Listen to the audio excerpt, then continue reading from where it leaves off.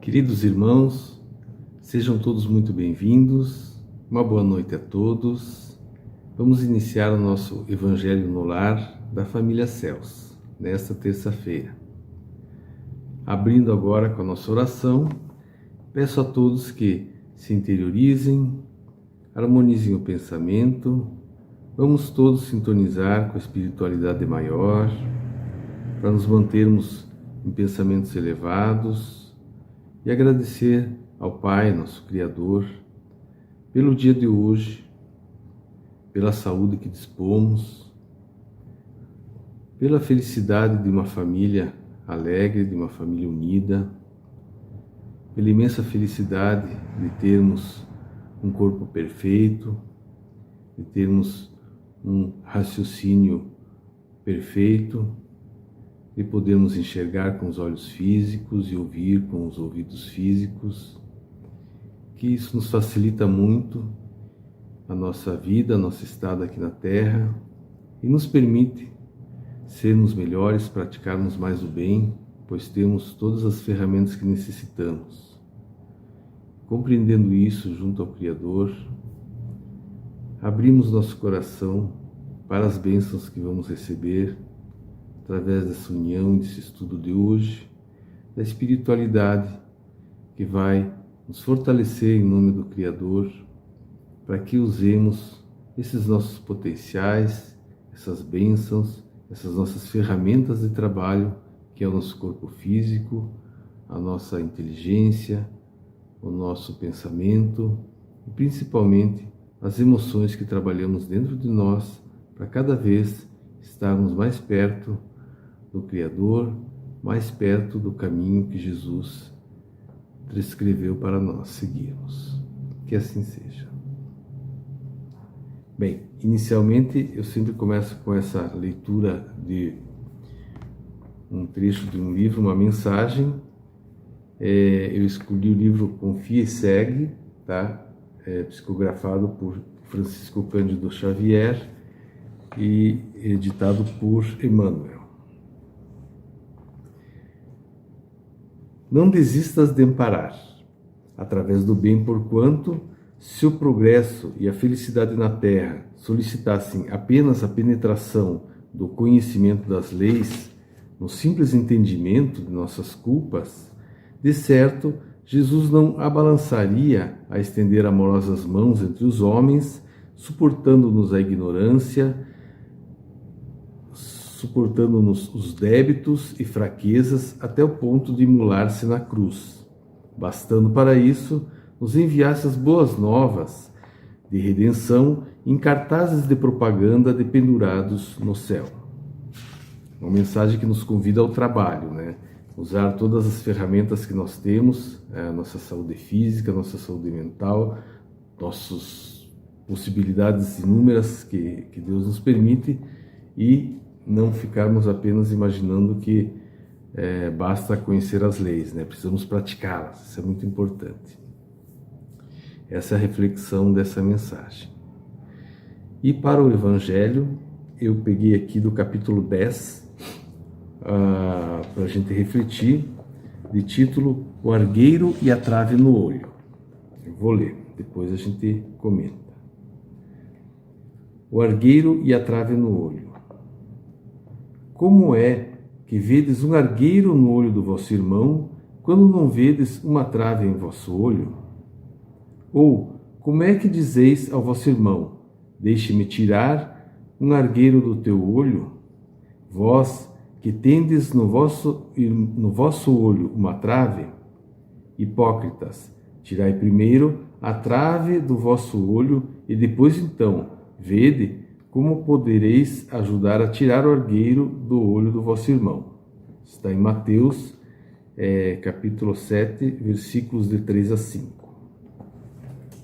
Bem, como reflexão desse trecho, né? Eu gosto de comentar aqui que esse argueiro, eu não sabia, eu até procurei para me informar, o argueiro significa um cisco, né? Então a gente vê um cisco no olho do irmão e não vê uma trave no nosso olho. Ou seja, Jesus usa uma proporção bem grande para a gente perceber, para a gente realmente observar que é muito importante essa colocação do Mestre Jesus. Ou seja, eu ver um cisco e comparar com uma trave que eu trago no meu olho, né? Eu entendo aqui que Jesus nos coloca principalmente a necessidade da nossa autoavaliação. E essa necessidade da autoavaliação vai nos levar ao nosso trabalho de reforma íntima. Vejam bem, somente a gente se autoanalisando, a gente começa a ficar mais complacente, começa a ficar mais tolerante, compreender mais o nosso irmão, porque nós somos dotados de inúmeras deficiências, né, de inúmeras dificuldades, de inúmeros vícios, enfim, todos nós estamos no mesmo nível, uns mais acima, outros mais abaixo, mas todos nós somos portadores dessas deficiências, né, das traves que estão nos nossos olhos. Então, essa autoanálise é tão importante porque, em primeiro lugar, aqui nesse contexto de imediato, Jesus nos quer dizer que a hora que eu observar que eu tenho tantos ou mais defeitos que o meu irmão, eu não vou ter a coragem ou eu não vou me sentir no direito de julgar esse meu irmão pelos defeitos dele, mesmo sendo esses diferentes dos meus, né?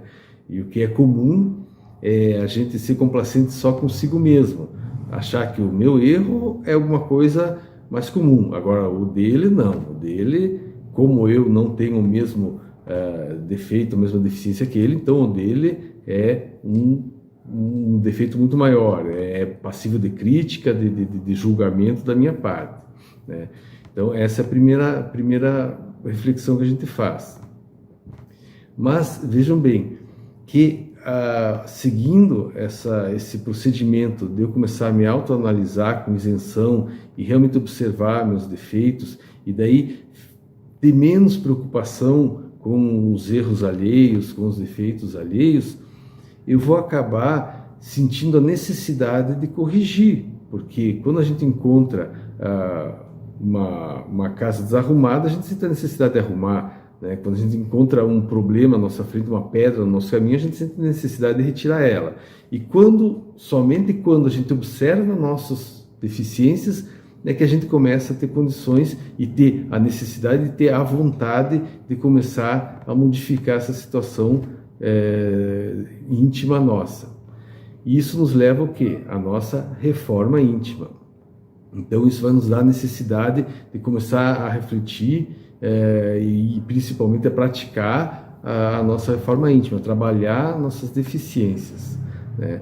E essa reforma íntima, às vezes a gente vê em nós várias situações, várias questões que eu preciso melhorar em mim mesmo, e posso até ficar num primeiro momento preocupado, me sentir diminuído em função disso, me sentir incapaz, mas a gente tem que ter um pensamento como Jesus nos ensinou, né? Eu preciso trabalhar isso, eu preciso ser forte, é um caminho.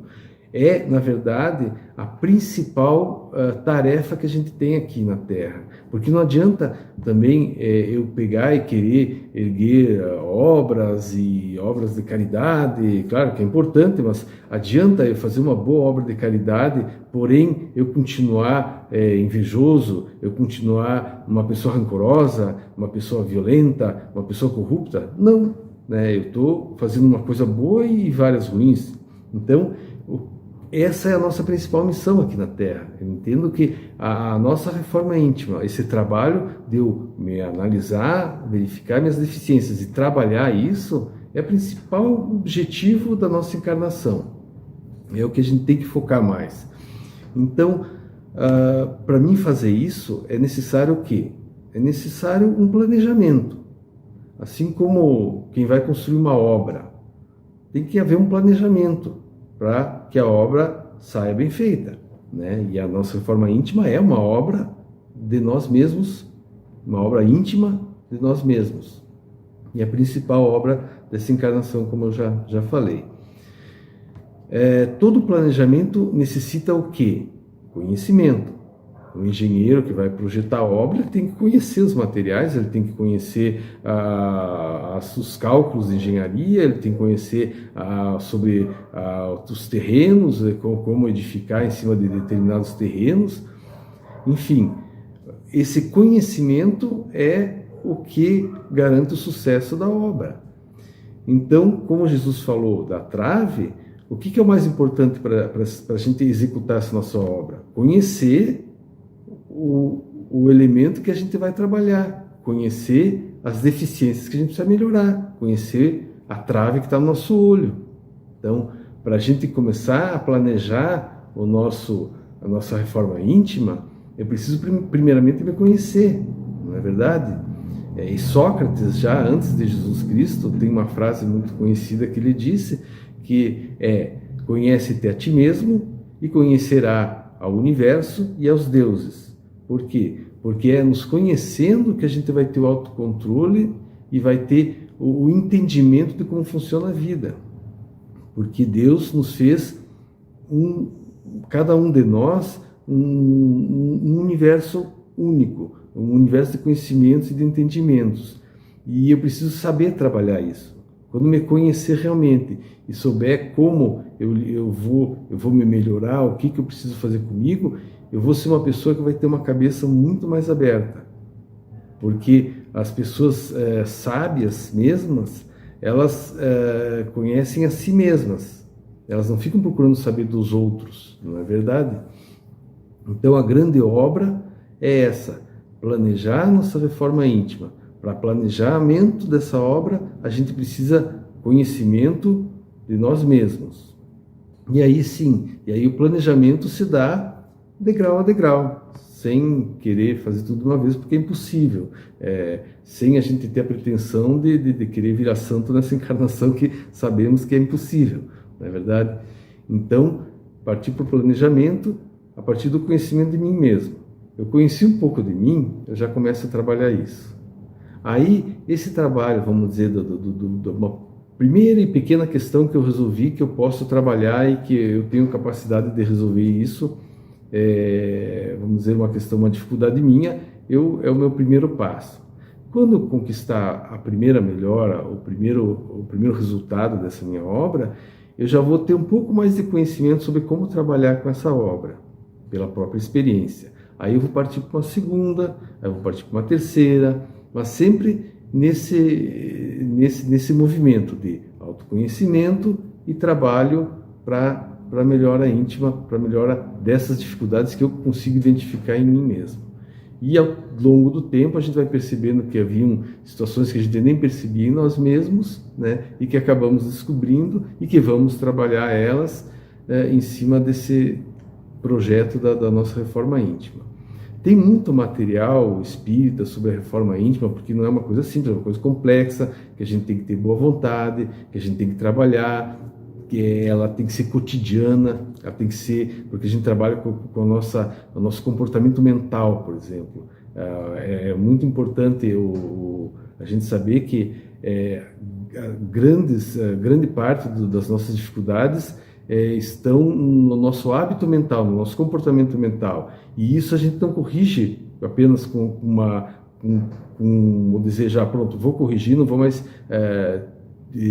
agir dessa forma. Às vezes necessita um trabalho todo dia de errar, aí refletir, meu Deus, errei de novo, aí depois erra de novo, aí depois já consegue segurar um pouquinho e segura até que corrige. Então, são processos que a gente tem que estar disposto a enfrentar por períodos mais ou menos longos, mas que é uma satisfação muito grande, é uma satisfação de realização e de felicidade conquistar cada resultado desses dentro dessa grande obra que Deus nos confiou em cada encarnação.